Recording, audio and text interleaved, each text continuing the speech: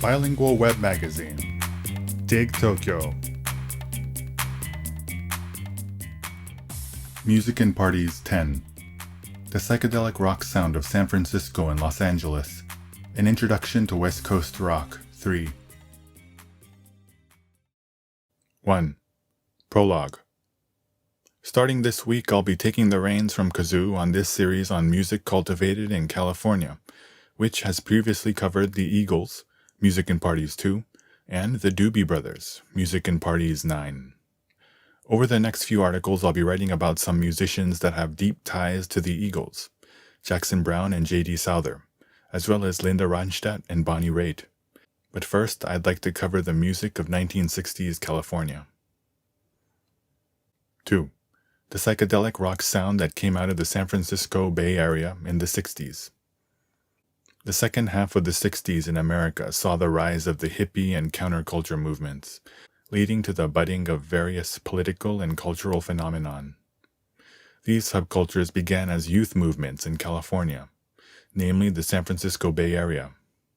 In terms of music, the region became the stomping grounds to bands like Jefferson Airplane and the Grateful Dead, which came to be known for their psychedelic rock sound.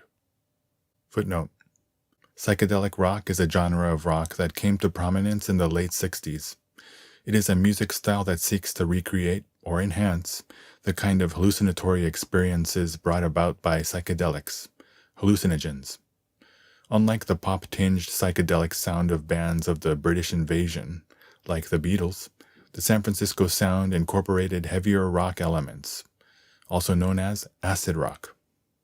Footnote: Jefferson Airplane was one of the rock bands to come out of San Francisco that pioneered the psychedelic rock sound. Surrealistic Pillow. Jefferson Airplane's second studio album is its masterpiece, often considered the first album to truly capture the San Francisco psychedelic rock aesthetic. It took what was then a local sound and disseminated it to the rest of the country. Ranked 146th in Rolling Stone magazine's 500 Greatest Albums of All Time. Grateful Dead guitarist Jerry Garcia also plays on the album, and is said to have been a spiritual advisor. Footnote: Rolling Stone magazine is a bastion of liberal ideology, focusing on music and countercultures. More than just music criticism, in the 70s it gained a reputation for its political reporting, and in the 80s it widened its coverage to explore pop culture in general. The magazine is also notable for producing some of the most iconic images in rock and pop. Footnote: The Grateful Dead was a rock band formed in the San Francisco Bay Area. While it was not the kind of band to produce chart-topping hits, its trippy live performances were the stuff of legend, especially its long instrumental jams. Footnote: Jamming refers to musical improvisation, often in the genres of jazz and rock. It involves musicians playing and interplaying extemporaneously, not limiting themselves to the specific musical text of a song. Footnote: Jerry Garcia was the lead guitarist of the Grateful Dead, and in the eyes of many, its frontman. He had an eclectic musical style that combined elements of bluegrass, rock and roll, folk, jazz, and country. In 2011, Rolling Stone magazine ranked Garcia 46th on its list of the 100 greatest guitarists of all time. Live Dead. The Grateful Dead's first live album perfectly captures its legendary live sound, characterized by lengthy, winding improvisations. In 2003, the album was ranked 244th in Rolling Stone's list of the 500 greatest albums of all time. 3. The Doors and the psychedelic rock sound of L.A. While the San Francisco sound came to define the era, L.A. had its own school of psychedelic rock, perhaps best encapsulated in the band The Doors. Footnote: The Doors got its start when two former film students from UCLA, the charismatic singer Jim Morrison and singular keyboardist Ray Manzarek, decided to start a band together. It is known for Morrison's obtuse lyrics, trippy sound, and the fact that it didn't have a bass player. Manzarek would often play the bass parts on his keyboard. Footnote: Jim Morrison was a singer and poet known for fronting The Doors. He's remembered for his baritone voice, his abstract and fantastical lyrics, leather pants, and his wild stage antics. He died at the young age of 27, solidifying his status as a rock icon deified by many. The Doors. The Doors' debut album was its masterpiece, and that's not intended to detract from any of their later work. The album is just that strong, with iconic songs like Light My Fire, Break On Through, and The End, the latter of which was used by director Francis Ford Coppola to haunting effect in his film Apocalypse Now. In 2012, Rolling Stone magazine ranked this album 42nd in its list of the 500 greatest albums of all time.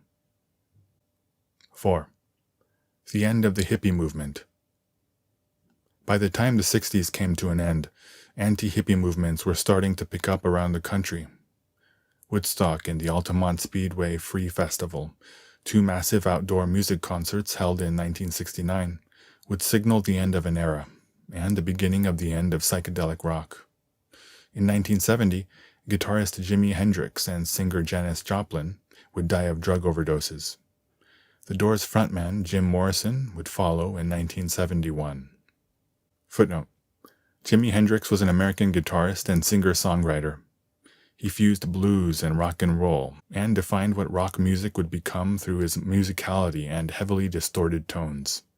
In 2011, Rolling Stone magazine ranked him number 1 in its list of the 100 greatest guitarists of all time.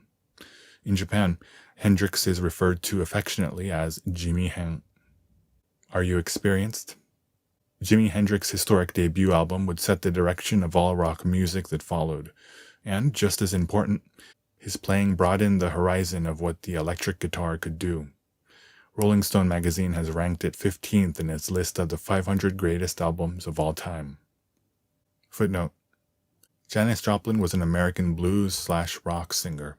She made her breakthrough for her work with San Francisco psychedelic rock band Big Brother and Holding Company, which she was invited to join in 1966.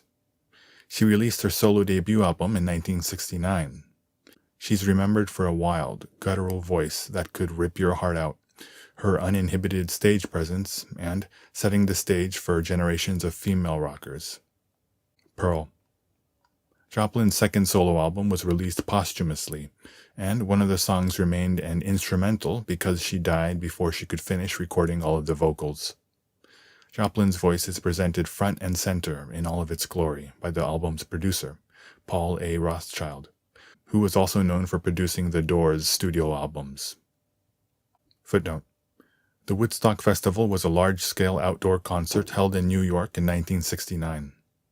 More than 30 folk singers and rock bands that defined the era took to the stage to put on a legendary show that became a seminal moment in the hippie and counterculture movements.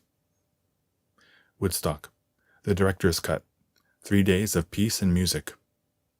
This is the director's cut of a 1970 documentary of the Woodstock Festival. It's re-edited and adds a number of key performances to the original. The film won Best Documentary Feature at the 43rd Academy Awards and set the tone for concert films to come. Martin Scorsese is credited as an editor on the film. Footnote: Martin Scorsese is an American film director, screenwriter, and producer. Born to Sicilian immigrants, he is best known for films depicting mafia-run neighborhoods and the Italian immigrant experience in New York. Heavily inspired by the rock music of the 60s, he's also known for directing a number of rock documentaries and incorporating rock music into the soundtrack of his films. The Last Waltz. This documentary captures the final concert of the American/Canadian rock band, The Band, which came to prominence backing up Bob Dylan in concert. Woodstock, music from original soundtrack and more. This 2-disc album features some of the best performances from the Woodstock Festival. Footnote: The Altamont Speedway Free Festival was a large-scale outdoor rock concert held in California in December of 1969. Organized and headlined by the Rolling Stones, the event was billed as a West Coast version of Woodstock, and many California musicians were included in the lineup. The event is remembered for many incidents of violence, including the stabbing death of a concert-goer and 3 other accidental deaths. Footnote: The Rolling Stones is a British rock band that formed in 1962 and has remained active to this day without breaking up once. It was part of the British invasion that swept across America in the 60s. Its sound is greatly influenced by blues and early rock and roll. Rolling Stone magazine has ranked it 4th in its list of the 100 greatest artists of all time. 40 Licks. This 2-disc best-of compilation put together to commemorate the band's 40th anniversary features 40 tracks that span its entire career. Shine a Light.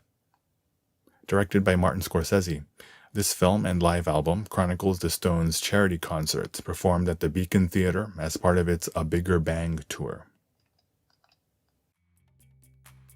Music and Parties 10.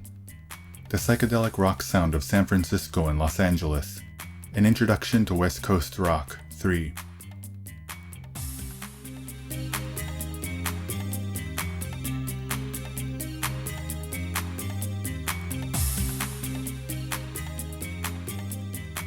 www.digtokyo.jp